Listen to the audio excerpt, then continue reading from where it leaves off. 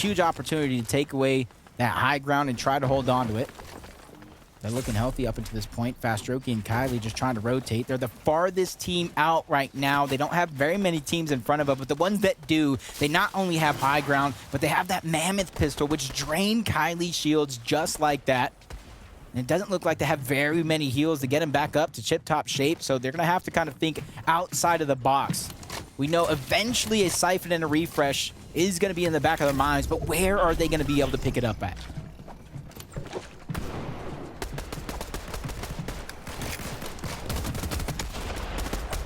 Almost everybody getting a far pool this time around. I think maybe 6 teams getting the front side of the zone. So this is where we're going to see a lot of players begin to rotate side by side with each other and making that decision. Do you fire the shots? Do you got to go unnoticed along with that player is going to be so crucial and impactful in order to keep you alive. And we're going to see it here right in front of us.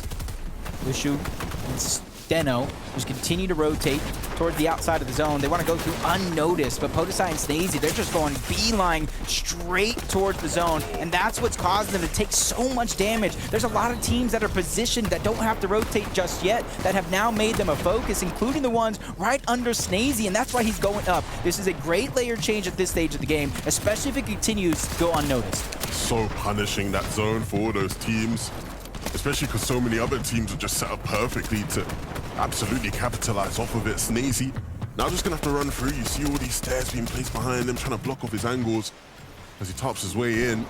And this next zone transition is going to be so crucial to how the rest of this game plays out. You see Kylie and Fastroki up on second height, maybe looking up towards it to see who exactly is playing for it and what they can do. They're actually very low material. So look, yeah, they're going to look to try to drop down.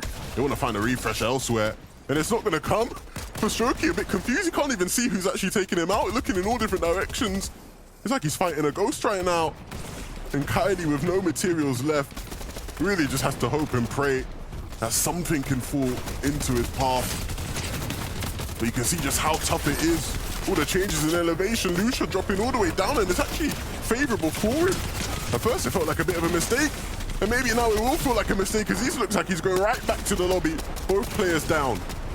That would have been a great chance to rotate with the kinetic ore if he was able to stay alive. That's neither here nor there. But it's Snazy's chance to sign. But he has one build, and you see Teeny, that was the player that just took down a couple of them.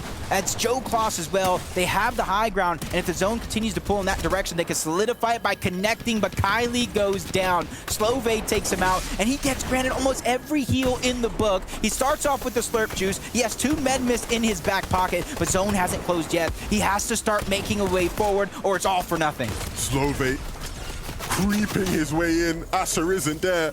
And all these materials now are going to be just enough to keep him alive.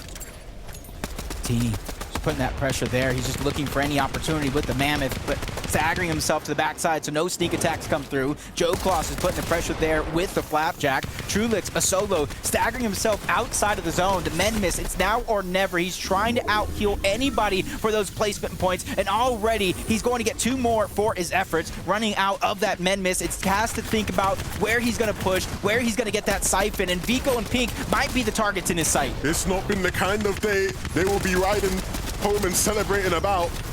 But if they can use this game to turn things around, it will be the best momentum boost for them.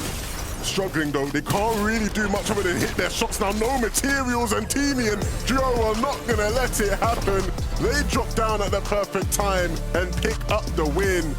An ever-present force throughout these games, and finally picking up a victory out to match it. Yeah, you've seen them pick up huge eliminations in the distance. Third party stealing away impactful points from around the lobby.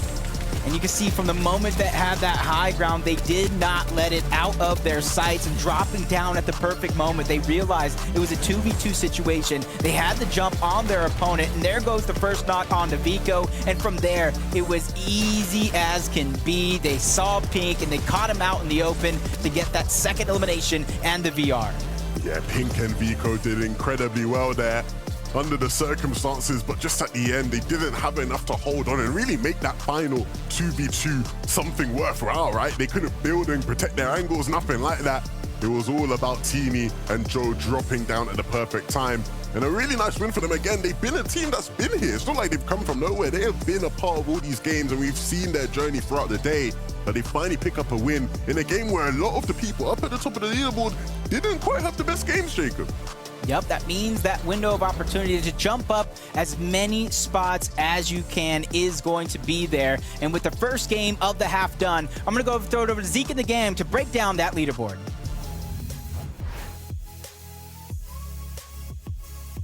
Listen, Vivid Taco, this one was a weird one, okay?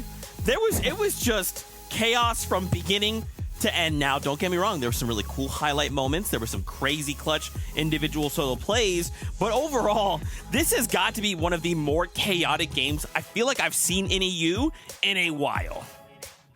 Yeah, I mean, Lurgon was popping off with all that chaos we're talking about. Meanwhile, Joe and Teeny are kind of just riding it out on the high ground, like Jacob had mentioned there. Once they got a hold of that high ground, nobody could even come close to contesting it for them. I feel like every other game that we've seen today, we've seen these little contests go for the high ground. This was more like one of those week one style games where high ground was just able to ride it out and just build, those flats and those cones, and that was it. Yeah, it's not even like Teeny and Joe had like all of the essential materials that you would necessarily want. I mean, they were running relatively low on builds there towards the very end. It's just that nobody else in the lobby has even close, like they don't even have a fraction of the builds necessary to try and begin even making that trek to tarp through into second height and then look up towards that ultimate high ground layer. I think that the idea there for Vico and Pink, they were trying to utilize as many of those builds on the bottom to kind of provide as much coverage for as long as possible, but eventually it just runs out and then you have to go for the challenge, and it's a hard one to win from that position. Yeah, very, very tough. Let's take a look at our leaderboard. I want to see how the standings are shaping up. Remember, we only have 2 more games to go, and then we're divvying out some series points. Malabuka and Thomas. Thomas decided I'm a lone gunman. I have a mammoth pistol, you say, is basically sort of like a sniper in hand. I'll just chain together a handful of eliminations of it. Just stay up at the top. Why not? Oh yeah, well, why not just hit shot after shot after shot after shot after shot after shot after shot with the new mammoth pistol that does big damage when you do manage to land those shots. I mean, just incredible efforts out of this duo here, and it's one of the ones where it's just like, yeah, they didn't necessarily make it into the end game, but the shots were being landed and the eliminations came out. I mean, I have no idea what I'm even watching. It's like his own highlight reel. Thomas was doing such a great job, though, at disorienting so many other duos in the lobby, teams that were trying to establish some form of mid-ground control and just positional control. But when you have these shots just breaking through from directions that you're not anticipating, and from a solo player at that, sure, Thomas winds up getting pincered at the very end there, but he still managed to basically keep himself in a vying position to where they can maintain their top placement right now in the leaderboard. But there's a reason why Thomas is looked at as one of the best snipers in EU, and he doesn't need the heavy sniper rifle to do it. A mammoth pistol apparently is just going to be the same exact thing for him. Just disgusting coming out from Thomas HD. And again, this is kind of 2 rough games back to back. Remember, they won the first 2 games. Kind of have 2 subpar games, have had some difficulties, but with 2 games left to go, I'm sure they can look to pick up some steam and close out strong. I did want to highlight this duo that just jumped up into second place there, Vask and Older. Suddenly, they're looking to contest. They're trying to say, Malabuka Thomas, look, we get it, you guys are nuts, but we would like a first place finish if possible. Yeah, very consistent team, actually. 3 top 10s for them already. That game was actually going to be their worst placing one so far with the 16th. So hopefully they can kind of return to form in game number 5. And I think they could definitely contest them in first place if Thomas and Malabuka have a tough rotation like they did in this one. I think a lot of it also just boiled down to the fact that these were some pretty brutal moving zones. The way that it started to pull back over shattered slabs, it can be very difficult to actually micromanage that shift in layers, and especially when a lot of it's just from the natural terrain that Shattered Slabs has to offer. But so many of these teams just doing everything in their power to try and make sure they don't get caught up in somebody else's box. Yeah, again, this no mobility meta, it is brutal, right? And for some of these duos, sometimes things go their way. They get that zone pop close by. They think it's fine. Other times, they have to travel very far distances across basically the entire lobby and hope that they can make it out. Now, I did want to look at the kind of overall damage we've seen by the numbers here in the competition so far. So we're going to highlight kind of a total number of damage dealt just in the 4 games we've seen. Better and Darm, 8,000 damage. You know what's crazy is I would have expected Thomas just to be in first place, right? You put a mammoth in his hand and say, I don't know, man, just send some shots out, pick up some eliminations. But looks like for Better and Darm, they're the ones pumping out the most damage so far. Yeah, this is games 1 through 3. So after we calculate in and include game number 4 right there, I'm sure Thomas will definitely bump up. But I'm happy to see Snazy and Podeside right there in second place, because they have had a very consistent day as well. Every single one of their finishes has been top 15, and they're in 4th place right now. And I love the way that they position themselves in some of these end games, including that game right there. Unfortunate that those moving zones pulled completely opposite to them, or I guarantee we would have saw a victory route out of them as well. But again, when you're seeing such a substantial difference between first and second place as far as damage output overall, you almost have to wonder for Better and Darm if part of the issue might actually be their time to elimination. Some of these engagements they're taking might be going on for just a little bit too long to where they're having to compromise their rotational capabilities. And if they're not able to find that ideal positioning, you can have plenty of Storm Surge damage, but it's not going to really do you much good if you're not able to find that ideal spot to sit in to actually utilize it later on. And I love that point, right? How many of these fights have we seen go like 30 seconds to a minute to 2 minutes in the Storm of as well? Like, we needed to start going in, getting these eliminations, and getting out, right? Because remember, with no mobility, those even 30 seconds is so valuable to a duo. But we got to focus back up on the competition. Only 2 more games to go, so let's send it on over to our casters for the next one. Game 5 is right here, right before us. And this is where a lot of those teams, if you're lower on that leaderboard and you had a bad week number 1, there is no time to waste. You might have to change up your game plan and get a little bit aggressive to pick up those points. Yeah, drastic times call for the drastic measures, Jacob. Of course, it's the age-old story. This is a season where you can't rely on a surgery to save you. Surgery? What's that? No, none of that. Series points is the way. You have to have top performances in these round 3s. And for the teams that weren't here last week, you cannot let these 2 games just pass you by. You have to change your destiny. You have to change your fate.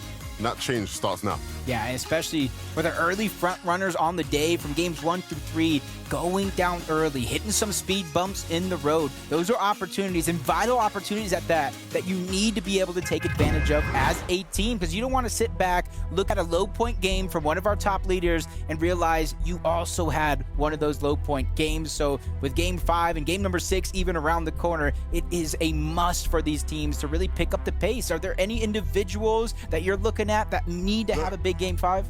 I got my eyes on all the individuals. Let's jump right into game 5.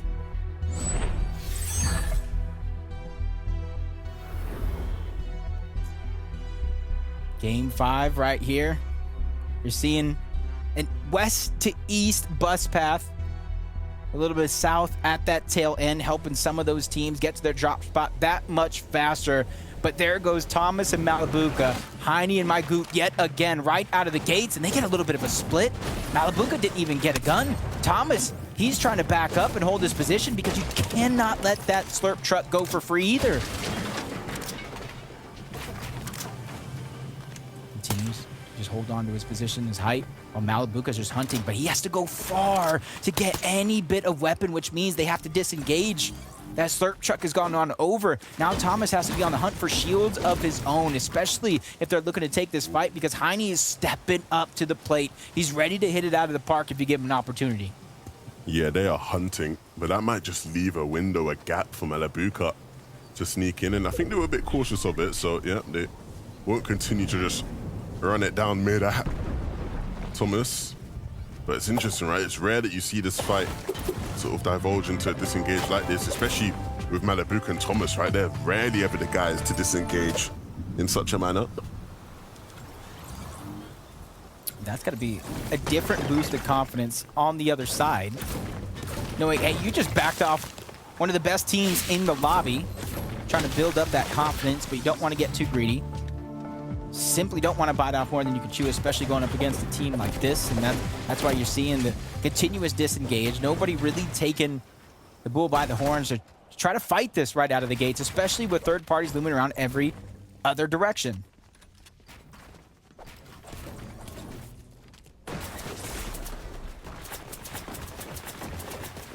Shakos, we've not heard or seen that much from today. Him and Yusa have been a bit more quiet than what we typically would expect from them. There are still 2 more games to try and turn that around. Shots in the distance as well.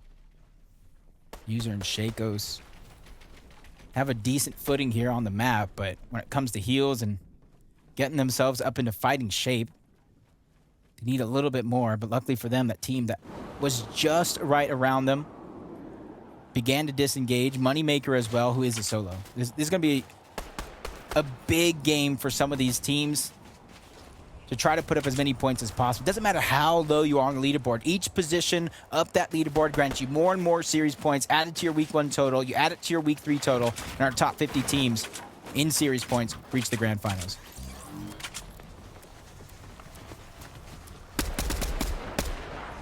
Ariane and Kaden.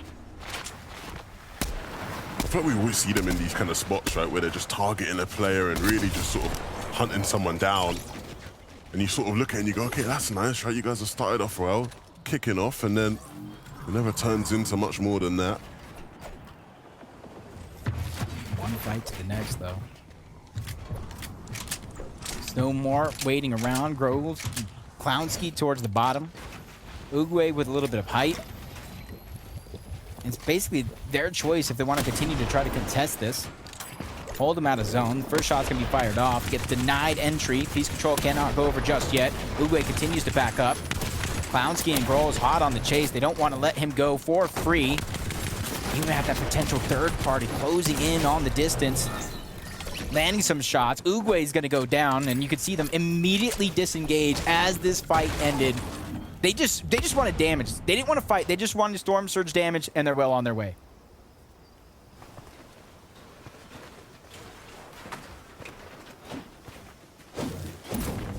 Thomas actually has more individual eliminations in FNCS Grand Finals than any other EU player. Absolutely astonishing from Thomas HD. I spoke to him recently, and I was saying to him, as much as he's not won that all-elusive FNCS, like, when you look at his consistency in competitive Fortnite history, there's nobody in EU that comes close to.